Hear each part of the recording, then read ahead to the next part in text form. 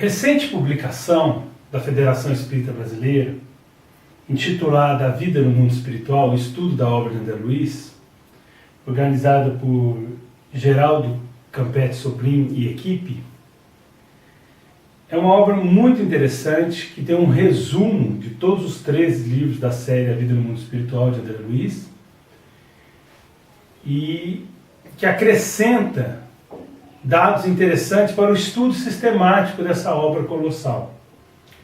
Acrescenta, por exemplo, biografias, mini-biografias de personagens importantes na obra, os 13 livros, e também personagens importantes na história da humanidade que eventualmente são citados por André Luiz e pelos mentores.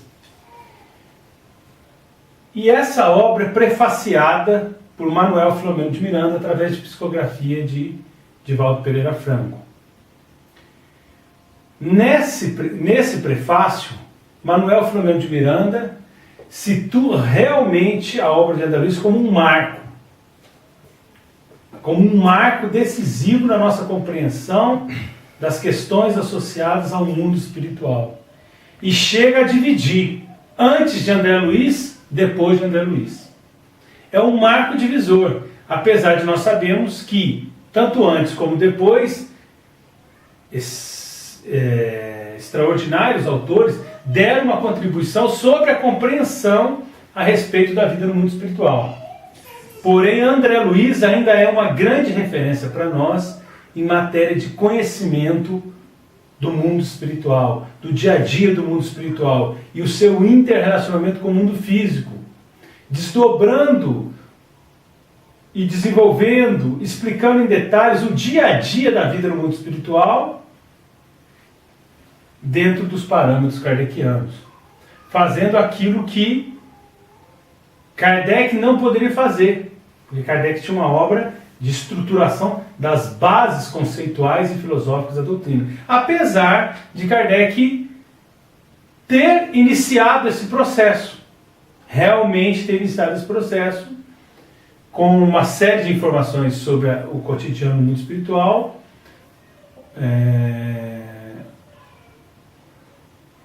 sobretudo na segunda parte de O Céu e o Inferno, poderíamos destacar.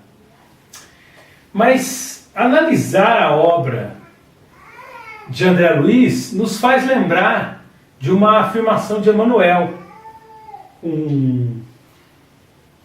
uma informação, uma sugestão, um conselho e uma exposição sobre a sua tarefa, sobre a tarefa de Chico Xavier, que Emmanuel comenta e que comenta com o Chico e o próprio Chico nos traz. Emmanuel diz que que Chico Xavier não deveria se preocupar apenas com trazer os livros, com a psicografia dos livros, com a obra da psicografia, com o fato dele estar relacionado centralmente à tarefa do livro espírita, à sua vida. Foi para isso que ele veio, essa é a tarefa principal. Mas havia uma tarefa correlacionada a essa, e tão importante quanto, que era fazer leitores. E Chico Xavier percebe que os livros seriam trazidos através do contato dele, Chico Xavier, com os mentores espirituais da humanidade, com os grandes espíritos. E com alguns espíritos, sem toda essa grandiosidade, mas que dariam sua contribuição nas cartas consoladoras, nas suas informações, nas suas impressões do mundo espiritual, porque a obra de Chico contempla também isso, em vários livros que são psicografados por espíritos diversos. E alguns deles não eram tão elevados assim, mas traziam uma experiência pessoal importante, como várias cartas, como as pessoas que desencarnaram no edifício Joelma, no livro Somos Seis, e em outras obras que relatam esse desencarne ou essa desencarnação coletiva, que são informações muito importantes para a nossa compreensão do processo desencarnatório, da introdução do indivíduo na vida espiritual após a desencarnação e também dos mecanismos da lei de causa e efeito. Mas Chico percebeu que, além desse contato com a espiritualidade maior para trazer os livros, que seria a base para a tarefa da psicografia, do livro espírita, ele tinha que fazer leitores, não só fazer o livro, mas fazer leitores. E como é que ele faria leitores? Dando exemplo, arrastando, convencendo, sem palavras, mas com uma vida verdadeiramente evangélica.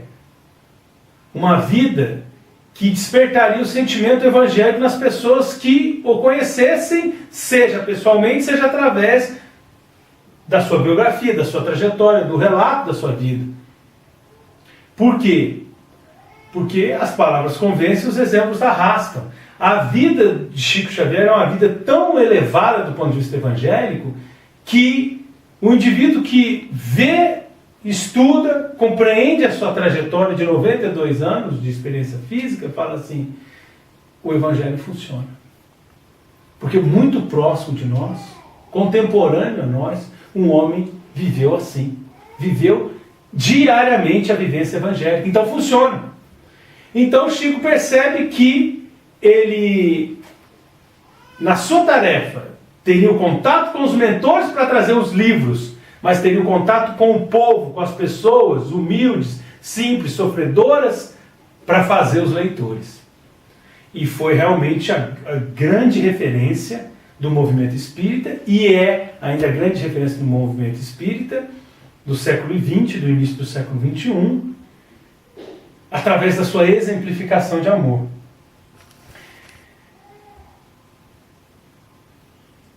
Se nós analisarmos a vida de Chico, nós percebemos que ele é a referência de como viver desinteressadamente, como viver com foco no campo do bem, como viver buscando os objetivos reencarnatórios, perante si mesmo, perante a família consanguínea, a família espiritual, perante a família espiritual e também perante a doutrina e o Evangelho. Por outro lado, estudando a obra de André Luiz, a gente percebe as mesmas coisas. A gente percebe a mesma luta, o mesmo esforço de harmonização com o Evangelho para o indivíduo que vive no além. Então o Espírito não é uma chama, ele não é uma flama, ele não é uma fumaça. Ele é um ser humano que está numa realidade diferente de nós, que para nós constitui um mundo invisível, mas para eles é muito visível, que para nós constitui um mundo espiritual, ou de natureza semimaterial, porque é menos grosseira a matéria do que a nossa matéria, mas para eles é uma matéria muito grosseira, para quem está do lado de lá.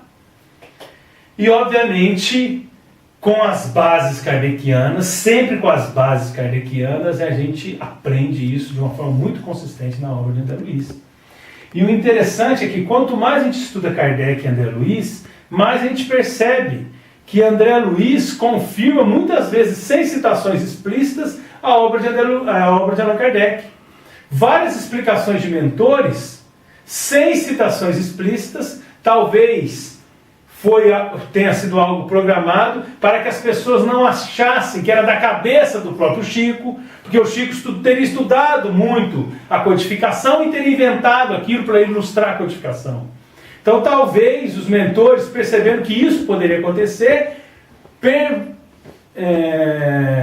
preferiram não citar explicitamente a codificação de forma tão continuada, para que sutilmente aqueles que se dedicassem a um estudo mais profundo da obra de André Luiz fossem percebendo a corroboração, a concordância e principalmente a ilustração, os casos do dia a dia da vida espiritual, ilustrando os conceitos, as propostas, os princípios estabelecidos na obra de Kardec e mesmo as ilustrações iniciais que nós temos em Kardec.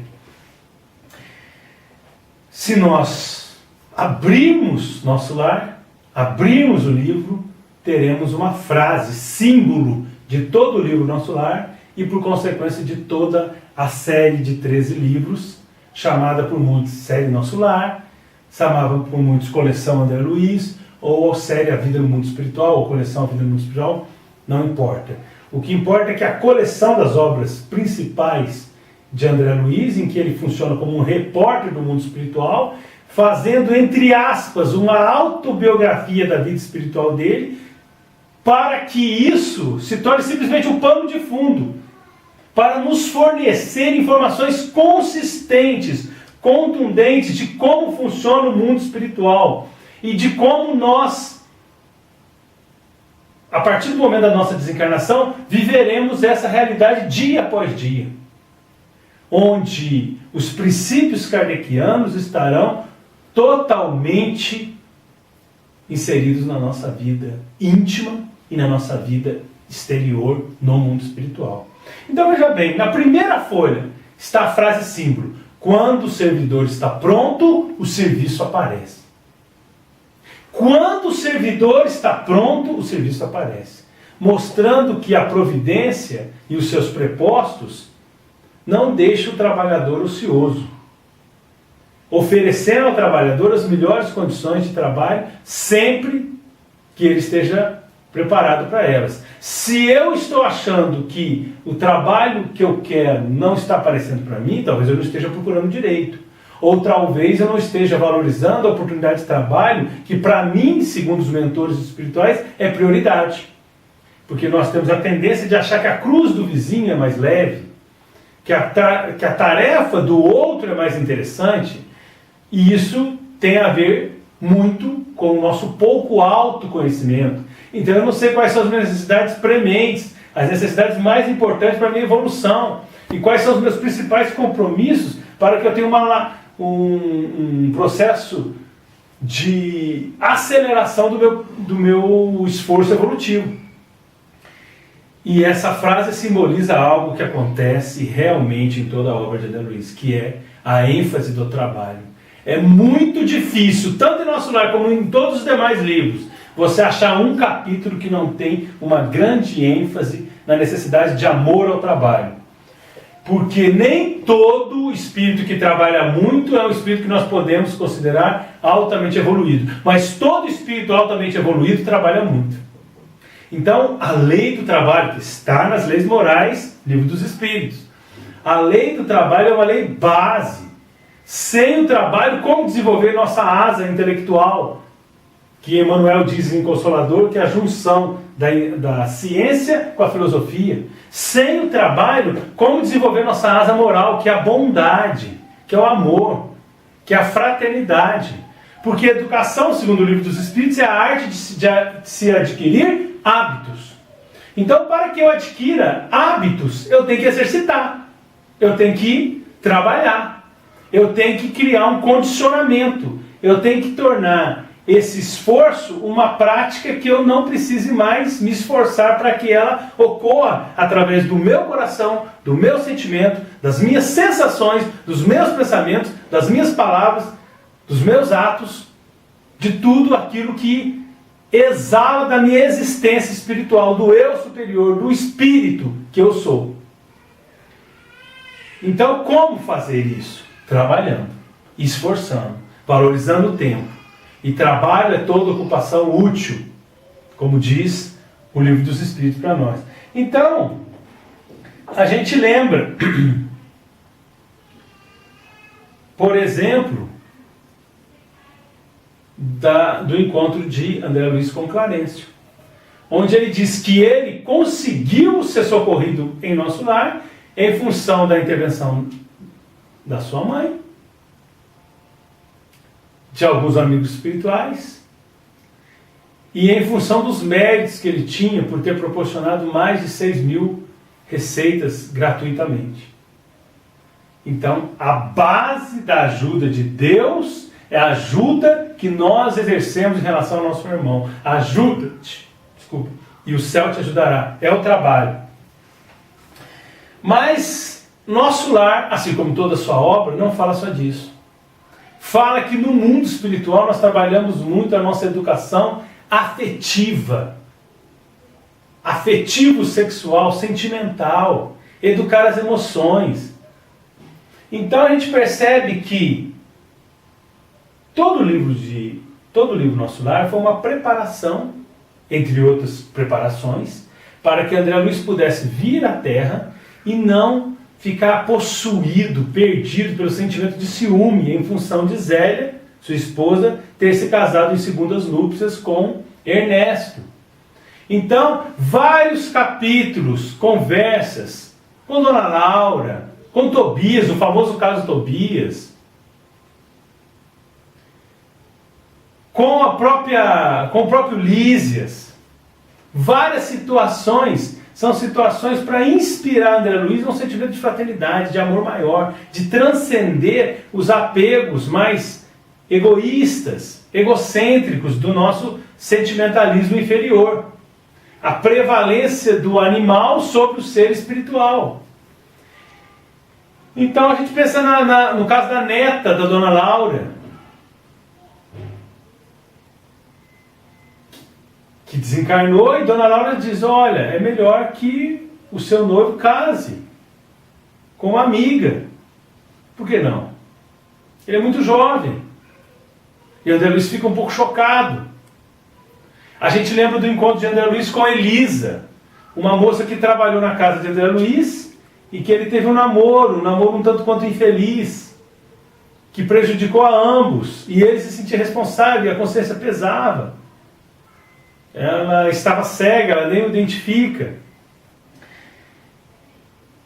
A gente percebe também o caso do vampiro, aquele espírito de uma enfermeira que havia cometido vários abortos, que havia participado de vários abortos e que tinha marcas, e que indiretamente nos sugere que devemos prestar atenção na nossa educação moral, que é a base, para repercutir na nossa educação afetiva e sexual, porque tantas crianças têm nascido sem pai, sem mãe, tantos lares desestruturados, tantas brigas, problema de pensão alimentícia que não é paga, por causa da nossa inconsequência, o nosso desrespeito à vida íntima alheia. Responsável você por aquilo que cativa, pelo que cativou.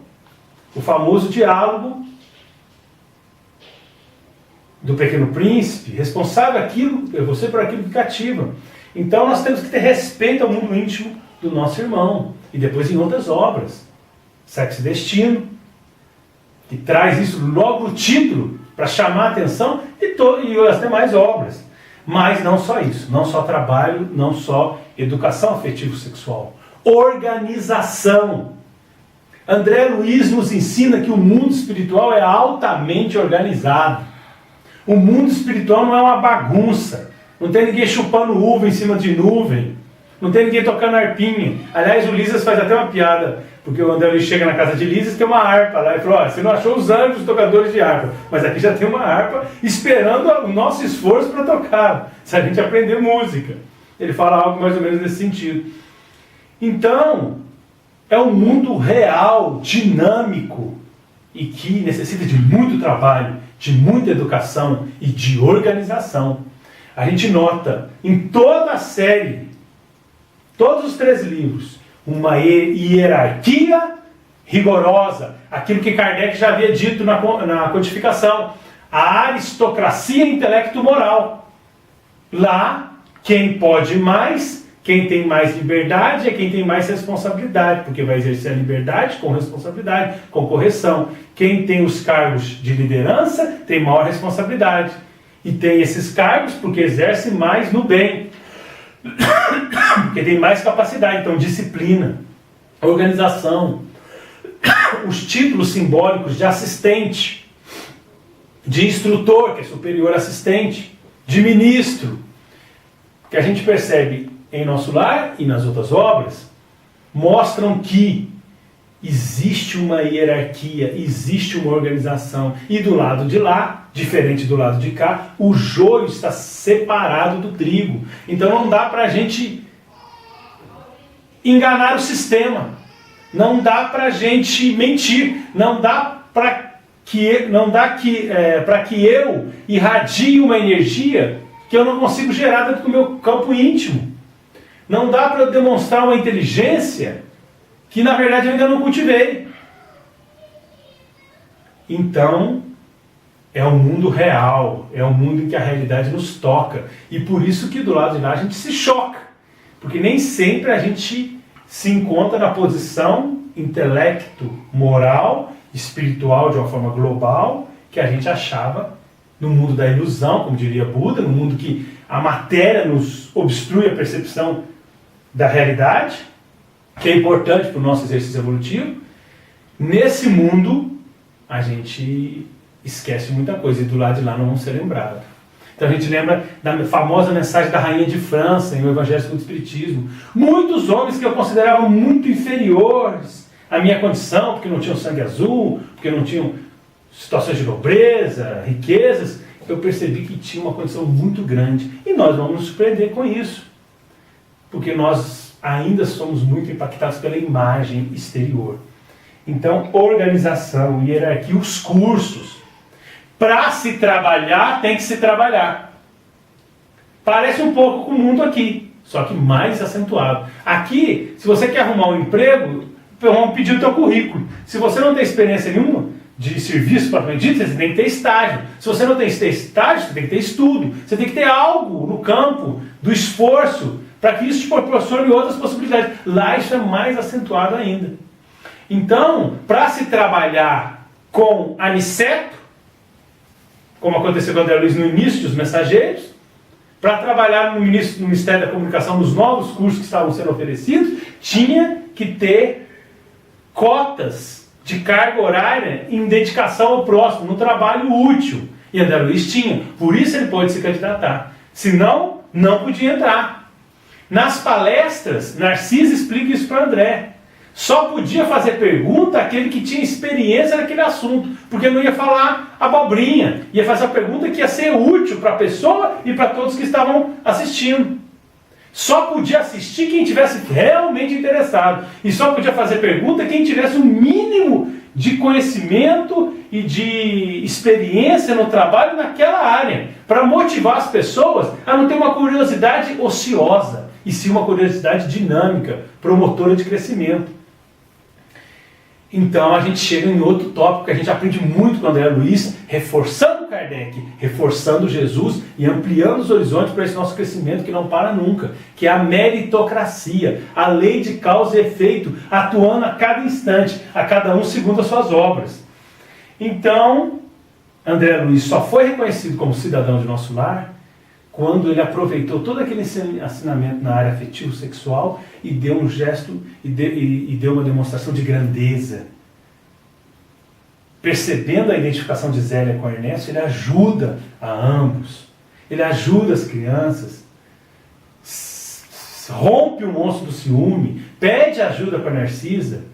Então, ele cresce e ele consegue fazer jus a sua estada em nosso lar, conquistando o título simbólico de cidadão de nosso lar. Agora ele já não era um abrigado. Agora ele fazia jus pelo seu nível vibratório, ético, moral, a ser cidadão de nosso lar. Então, a gente lembra de uma série de outras passagens. Por exemplo, Lísias. No capítulo 7, Elucidações de Lísias. Lísias comenta com André Luiz que no mundo espiritual a gente encontra os amigos, os parentes, os familiares. Porque o André Luiz estava triste e o Ulisses perguntou: você está achando que você está abandonado? Sim, estou achando. Não encontrei nenhum dos meus parentes que me antecederam na morte. Cadê esse pessoal? E Lísias disse: olha, eu não sei se você sabe, mas você ficou mais de 8 anos no umbral. E sua mãe se empenhou muito para que você fosse socorrido. E como eu encontro ela, eu quero me jogar aos seus pés, eu quero abraçá-la. Não vive em nosso lar, vive em esferas superiores, onde trabalha não só por ti. Mas, tudo aquilo que a gente desejar com sinceridade, diz Lísias, em nosso coração, nós já estamos a caminho da realização. André Luiz achou aquela frase notável e falou assim: ué, então se é questão de querer, eu vou querer, ela virá. E aí Lísias, mas olha só, desejar, primeiro passo, saber desejar, segundo passo, merecer, terceiro passo. Ou, em outras palavras, diz o enfermeiro de nosso lar, vontade ativa, trabalho persistente, merecimento justo. Olha que coisa fantástica, a cada um segundo as suas obras. Quantas vezes a gente ouve deturpações a respeito da fé? A pessoa acha que ter fé é só acreditar e que tudo vai acontecer, mas a graça existe, só que a graça não é de graça. Porque quem acredita faz, porque tem certeza. Quem acredita e não faz, na verdade não acredita. É o que o apóstolo Tiago fala para nós. Mostre-me a sua fé sem obras, que eu com as minhas obras te mostrarei a minha fé. Mas a gente aprende também a superação da vaidade. André Luiz teve que abrir mão de um nome. Ele abriu mão do seu nome. Muitos especulam o nome de André Luiz ser um nome famoso. Ele abriu o nome da vaidade do nome, da sua biografia enquanto encarnado. Ele teve que abrir mão do seu amor à medicina, porque ele queria começar como médico. Não deu. Não tinha condições ainda. E começou como um faxineiro, numa enfermagem rudimentar, como ele coloca. Porque no momento que ele percebeu que nas câmaras de certificação ele estava ali como visitante, havia uma necessidade muito grande de trabalhadores, e alguém praticamente faz aquilo que nós chamaríamos de vomitar. Tem um vômito, e aí está sujo o chão, ele pega os apetrechos de limpeza e começa a limpar. Foi assim o início do trabalho, desse espírito grandioso, para aprender a humildade, para quebrar os rótulos, os clichês do nosso apego aos títulos de ilusão que a matéria nos proporciona. Então, ele tem que aprender que ele era fracassado espiritualmente, mas ele tinha potencial. Então os espíritos falam com carinho: você tem potencial, mas você realmente é suicida. O suicídio é indiscutível. Você tem muitas possibilidades, mas você errou muito. Você teve problemas intestinais, sífilis, por causa da sua inconsequência, mas principalmente por causa do seu temperamento. Então ele tem que analisar, ele tem que chegar à conclusão de que ele não estava bem espiritualmente. Ele tem que identificar o seu nível vibratório para, sinceramente, trabalhar para melhorar. E podemos falar também da família consanguínea, expandindo para a família espiritual. O fato dele não encontrar um parente ali em nosso lar é simbólico para nós, porque nós temos que expandir o nosso conceito de família. Clarencio o recebe como um pai. Lísias convida ele para a sua casa, como irmão. Dona Laura o recebe como filho. E ele vai expandindo essa família, fazendo amizade com a Narcisa, uma mãe, irmã, mãe, que ele desvela o seu mundo íntimo, e ele revela a sua situação de sofrimento quando reconhece o problema que ele causou para Elisa, Tobias e tantos outros que receberam ele com grande felicidade quando ele consegue superar o monstro do ciúme e ajudar a sua família. Então a corrente de simpatia, quando ele conversa com Clarencio ao lado daquela moça que não estava feita ao trabalho ainda, querendo ser médico. Mas ele falou assim: olha, quem não ajuda não merece ser ajudado. Se você não conseguiu ajudar a ninguém, como é que você vai ajudar os seus parentes? Então criar essa corrente de simpatia. E olhar o exemplo da sua mãe. A mãe de André Luiz voltaria à Terra para casar com o pai de André Luiz Laerte e receber as duas moças que estavam no baixo umbral com Laerte como filhas. Família espiritual. Família espiritual. Então, com André Luiz, a gente aprende que não basta só ter a boa morte. A boa morte é uma bênção, é algo importante. Mas temos que ter boa morte e temos que ter boa vida no mundo espiritual. E ter boa vida no mundo espiritual é chegar lá e saber o que fazer. É estar preparado para trabalhar mais no campo do bem, fazer mais e melhor.